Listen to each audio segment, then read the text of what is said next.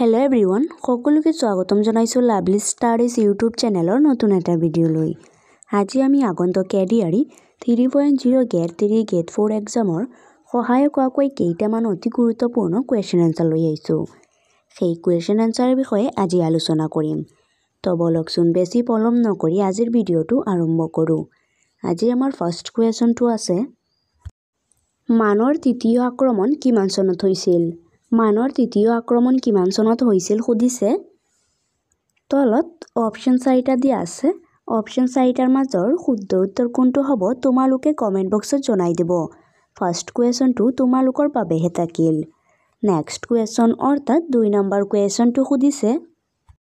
ভাৰতবৰ্ষত প্ৰথম বেংক কিমান চনত স্থাপন কৰা হৈছিল ভাৰতবৰ্ষত প্ৰথম বেংক কিমান চনত স্থাপন কৰা হৈছিল খুদিছে তলত অপচন 4টা দিয়া আছে অপচন 4টাৰ মাজৰ শুদ্ধ উত্তৰটো হ'ব অপচন সি 1770 চনত ভাৰতবৰ্ষত প্ৰথম বেংক 1770 চনত স্থাপন কৰা হৈছিল নেক্সট কোৱেশ্চন অৰ্থাৎ 3 নম্বৰ কোৱেশ্চনটো খুদিছে 2018 চনৰ বিশ্ব বেংকৰ এক তথ্য অনুসৰি ভাৰতৰ কিমান শতাংশ ভূমি কৃষি কাৰ্যত ব্যৱহাৰ কৰা হয় 2018 চনৰ বিশ্ব বেংকৰ এখন তথ্য অনুসৰি ভাৰতৰ কিমান শতাংশ ভূমি কৃষি কাৰ্যত ব্যৱহাৰ কৰা হয় খুদিছে তলত অপচন 4টা দিয়া আছে অপচন 4টাৰ মাজৰ শুদ্ধ উত্তৰটো হ'ব অপচন ডি 60.43% 2018 চনৰ বিশ্ব বেংকৰ এক তথ্য অনুসৰি ভাৰতৰ 60.43% ভূমি কৃষি কাৰ্যত ব্যৱহাৰ কৰা হয় নেক্সট কোৱেশ্চন অৰ্থাৎ 4 নম্বৰ কোৱেশ্চনটো খুদিছে ৰঘুনাথ চৌধুৰী কিমান চনত অসম সাহিত্য সভাৰ সভাপতি হৈছিল ৰঘুনাথ চৌধুৰী কিমান চনত অসম সাহিত্য সভাৰ সভাপতি হৈছিল খুদিছে তলত অপচন 4টা দিয়া আছে অপচন 4টাৰ মাজৰ শুদ্ধ উত্তৰটো হ'ব অপচন বি 1936 চনত ৰঘুনাথ চৌধুৰী 1936 চনত অসম সাহিত্য সভাৰ সভাপতি হৈছিল নেক্সট কোৱেশ্চন অৰ্থাৎ 5 নম্বৰ কোৱেশ্চনটো খুদিছে বন্দে মাতৰম গীতটো কোনখন উপন্যাসৰ পৰা লোৱা হৈছিল বন্দে মাতৰম গীতটো কোনখন উপন্যাসৰ পৰা লোৱা হৈছিল খুদিছে তলত অপচন 4টা দিয়া আছে অপচন 4টাৰ মাজৰ শুদ্ধ উত্তৰটো হ'ব অপচন এ আনন্দমঠ বন্দে মাতৰম গীতটো আনন্দমঠ উপন্যাসৰ পৰা লোৱা হৈছিল নেক্সট কোৱেশ্চন অৰ্থাৎ 6 নম্বৰ কোৱেশ্চনটো খুদিছে ভাৰতত পোনপ্ৰথম চৌপাশাল ক'ত স্থাপন কৰা হৈছিল ভাৰতত পোনপ্ৰথম চৌপাশাল ক'ত স্থাপন কৰা হৈছিল খুদিছে তলত অপচন 4টা দিয়া আছে অপচন 4টাৰ মাজৰ শুদ্ধ উত্তৰটো হ'ব অপচন সি গোৱাত ভাৰতত পোনপ্ৰথমে চৌপাশাল গোৱাত স্থাপন কৰা হৈছিল নেক্সট কোৱেশ্চন অৰ্থাৎ 7 নম্বৰ কোৱেশ্চনটো খুদিছে জয়ধ্বজ সিংহই কোনজন সত্ৰাধিকাৰৰ ওচৰত শৰণ লৈছিল জয়ধ্বজ সিংহই কোনজন সত্ৰাধিকাৰৰ ওচৰত শৰণ লৈছিল খুদিছে তলত অপচন 4টা দিয়া আছে অপচন 4টাৰ মাজৰ শুদ্ধ উত্তৰটো হ'ব অপচন এ নিৰঞ্জন দেৱ জয়ধ্বজ সিংহই নিৰঞ্জন দেৱ সত্ৰাধিকাৰৰ ওচৰত শৰণ লৈছিল নেক্সট কোৱেশ্চন অৰ্থাৎ 8 নম্বৰ কোৱেশ্চনটো খুদিছে কোনজন আহোম ৰজাৰ দিনত শাক্ৰ ধৰ্মই অধিক গা কৰি উঠিছিল কোনজন আহোম ৰজাৰ দিনত শাক্ৰ ধৰ্মই অধিক গা কৰি উঠিছিল খুদিছে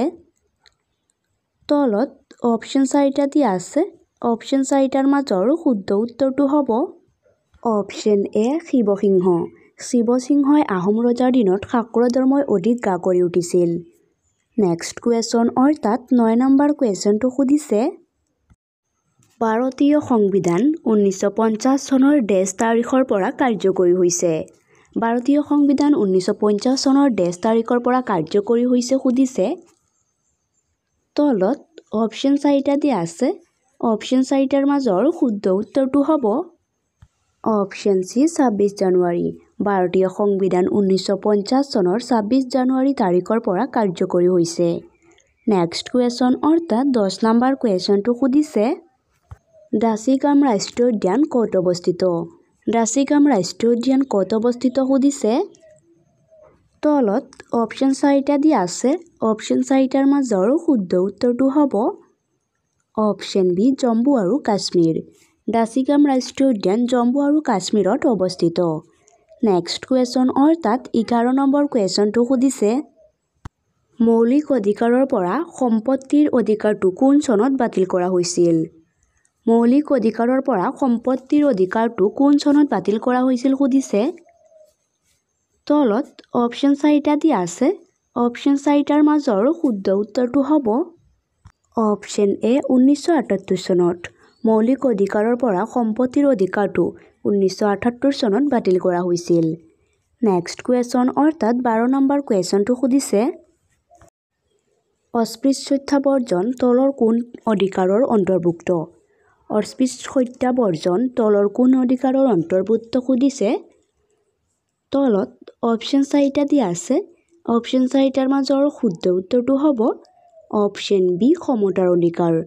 নেক্সট কুৱেশ্যন অৰ্থাৎ 13 নম্বৰ কুৱেশ্যনটো সুধিছে শিশুসকলৰ শিক্ষাৰ অধিকাৰ কোন সংশোধনীৰ জৰিয়তে মৌলিক অধিকাৰত অন্তৰ্ভুক্ত কৰা হৈছে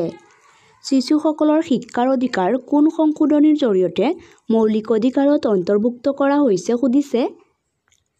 তলত অপশ্যন 4টা দিয়া আছে অপশ্যন 4টাৰ মাজৰ শুদ্ধ উত্তৰটো হ'ব অপশ্যন ডি 86 নম্বৰ সংশোধনী শিশুসকলৰ শিক্ষাৰ অধিকাৰ 86 নম্বৰ সংশোধনীৰ জৰিয়তে মৌলিক অধিকাৰত অন্তৰ্ভুক্ত কৰা হৈছে নেক্সট কুৱেশ্যন অৰ্থাৎ 14 নম্বৰ কুৱেশ্যনটো সুধিছে স্বাধীনতাৰ অধিকাৰ সংবিধানৰ কোন অনুচ্ছেদত সন্নিৱিষ্ট হৈছে স্বাধীনতাৰ অধিকাৰ সংবিধানৰ কোন অনুচ্ছেদত সন্নিৱিষ্ট হৈছে সুধিছে তলত অপশ্যন 4টা দিয়া আছে অপশ্যন 4টাৰ মাজৰ শুদ্ধ উত্তৰটো হ'ব অপশ্যন এ 19ৰ পৰা 22 নম্বৰ স্বাধীনতাৰ অধিকাৰৰ সংবিধানৰ 19ৰ পৰা 22 নম্বৰ অনুচ্ছেদত সন্নিৱিষ্ট হৈছে নেক্সট কুৱেশ্যন অৰ্থাৎ 15 নম্বৰ কুৱেশ্যনটো সুধিছে পদ্মনাথ গোহাঁই বৰুৱাই সম্পাদনা কৰা প্ৰথম আলোচনীখনৰ নাম কি পদ্মনাথ গোহাঁই বৰুৱাই সম্পাদনা কৰা প্ৰথম আলোচনীখনৰ নাম কি সুধিছে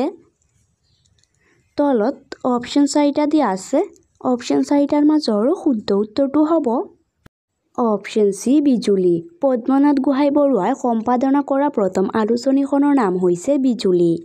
নেক্সট কুৱেশ্যন অৰ্থাৎ 16 নম্বৰ কুৱেশ্যনটো সুধিছে অসমৰ কোনখন জিলাত পুৰুষ মহিলাৰ অনুপাতত হাৰ সৰ্বাধিক অসমৰ কোনখন জিলাত পুৰুষ মহিলাৰ অনুপাতত হাৰ সৰ্বাধিক সুধিছে